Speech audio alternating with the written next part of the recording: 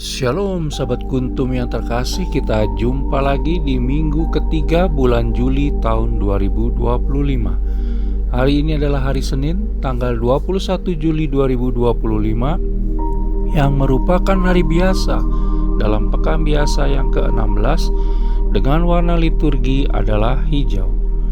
Kuntum pada pagi hari ini mengambil tema Tanda Yunus.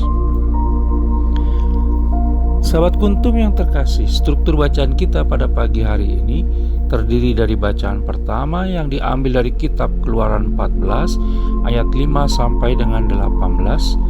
Mazmur tanggapan diambil dari kitab Keluaran 15 ayat 1 sampai dengan 6. Bait pengantar Injil diambil dari kitab Mazmur 94 ayat 8ab.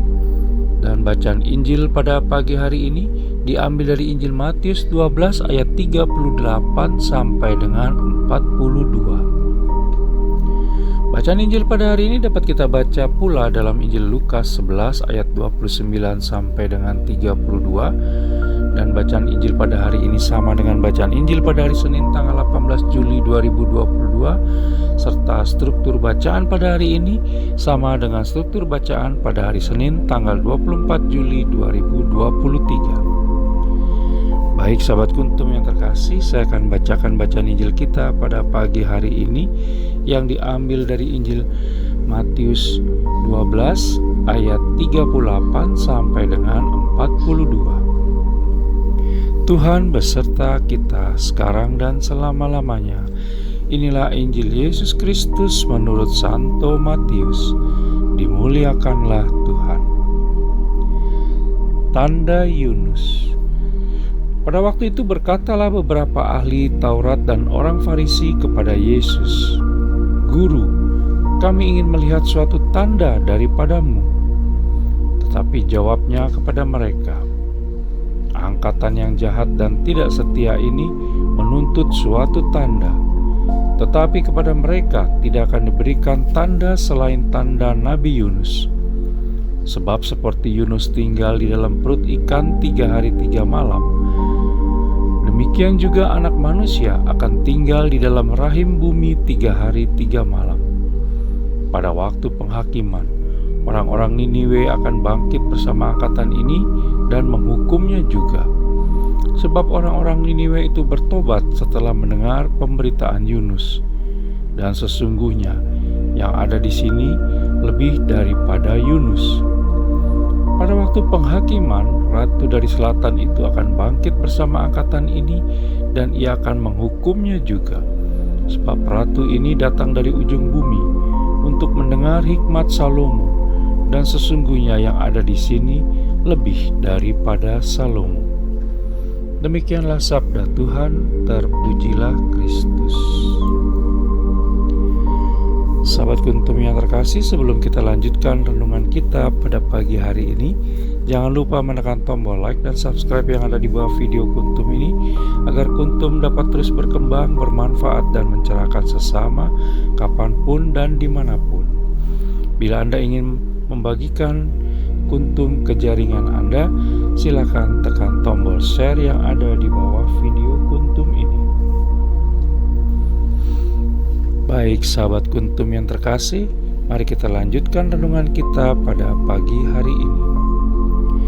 Sama seperti kisah orang-orang Farisi pada Injil Markus 8 ayat 11 sampai dengan 13 yang menjadi bacaan Injil pada hari Senin tanggal 17 Februari 2025 beberapa bulan lalu, maka pada bacaan Injil hari ini yang diambil dari Injil Matius 12 ayat 38 sampai dengan 42, kembali kita menemui kisah bagaimana orang-orang yang mengerumuni Yesus Kristus meminta suatu tanda kepadanya. Mungkin kita pun sering bersikap demikian, di mana kita menuntut agar Allah Tritunggal Maha Kudus memberi tanda bahwa Dia mencintai kita. Padahal kasih sejati Allah Tritunggal Maha Kudus selalu hadir menyertai kita dari waktu ke waktu.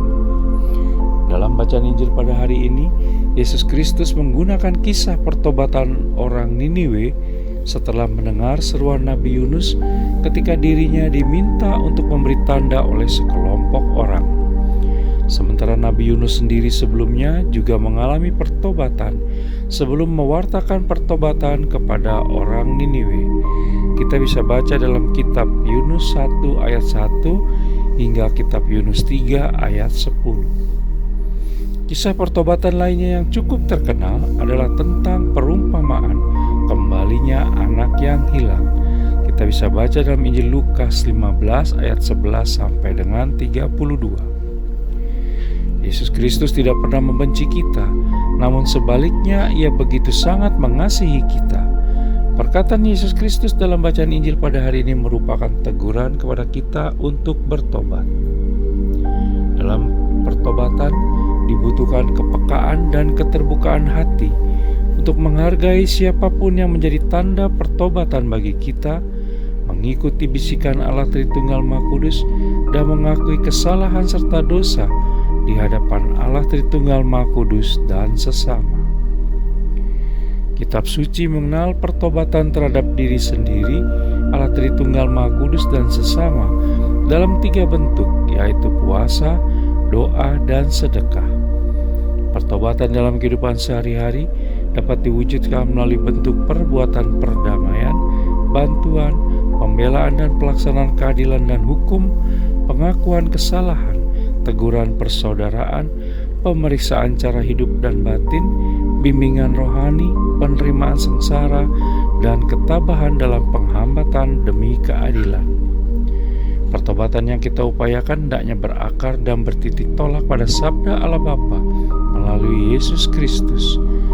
Roh pertobatan dalam diri kita dapat dihidupkan melalui pembacaan kitab suci dan berdoa. Sementara di dalam Ekaristi, kita mengalami pertobatan dan penebusan dosa berkat kurban Yesus Kristus yang telah menghadirkan perdamaian kita dengan Allah Bapa. Sahabat Kuntum yang terkasih, melalui hati Yesus Kristus, kita dapat gambaran betapa dalam dan besarnya cinta kasih Allah Bapa. Kisah Nabi Yunus merupakan penegasan bahwa Allah Tritunggal Maha Kudus itu sungguh Maha Pengampun bagi setiap orang yang mau bertobat, bahkan bagi mereka yang telah melakukan dosa besar seperti orang-orang Niniwe. Sahabat Kuntum yang terkasih, semoga Allah Tritunggal Maha Kudus di surga bermurah hati mengampuni segala dosa dan salah kita sepanjang hari ini, serta menjaga kita seperti Dia melakukan kepada Nabi Yunus dan orang-orang Niniwe. Sahabat Kuntum yang terkasih, bila ingin lebih jelas lagi, silakan melihat kepada deskripsi yang ada di bawah video Kuntum ini. Dan jangan lupa untuk menekan tombol like dan subscribe yang ada di bawah video Kuntum ini agar Kuntum dapat terus berkembang semakin baik, bermanfaat, dan mencerahkan sesama kapanpun dan dimanapun. Silakan bila Anda ingin membagikan renungan harian Kuntum ini ke jaringan Anda dengan menekan tombol share yang ada di bawah video Kuntum ini. Terima kasih, selamat pagi dan salam.